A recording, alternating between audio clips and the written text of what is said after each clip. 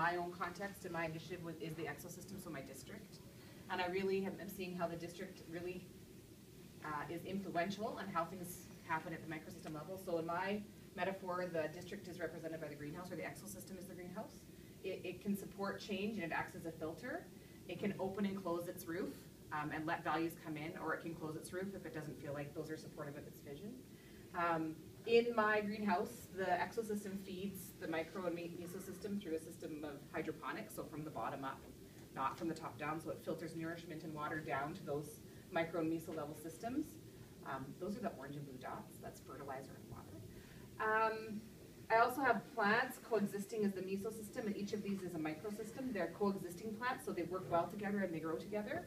And it's the job of the leadership to prune the plants and to cull them to make sure that there's no encroachment from each other, so everyone has a space to grow in a sense. And it's also their job to diversify, because they know that's important for yield, so principals have to diversify this crop underneath the greenhouse, because that's good for yield in the long run, not just in the moment.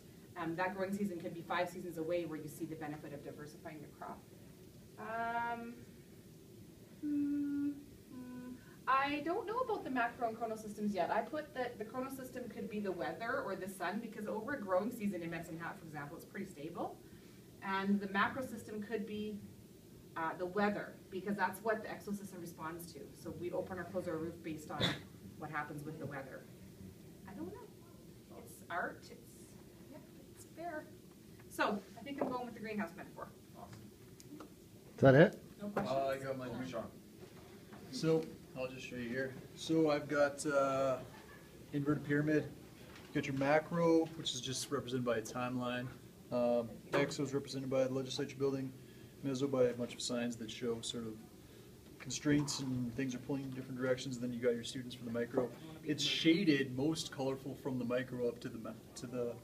That was an idea of Jeff's. Although I think I might flip it, because your macro chrono, I believe, determines the rest of it more than anything else, because living here in Canada gives you one set of micro, exo, whatever, but living, say, for example, 250 years ago in Uganda, being born there, it's going to give you an entirely different set of exo and micro. So I think it, in a way, almost determines the rest of them more. And then I've got sort of a different representation down here to sort of capture the values. I'm not finished it, but it's showing sort of the cyclical relationship between them. I represent economics as one of the core values for macro chrono in determining educational policy. It just is, whether it's good or bad, it is. And then, yeah, so I'm sort of going to try and capture the values and show their cyclical relationship, how they're sort of informing and influencing each other.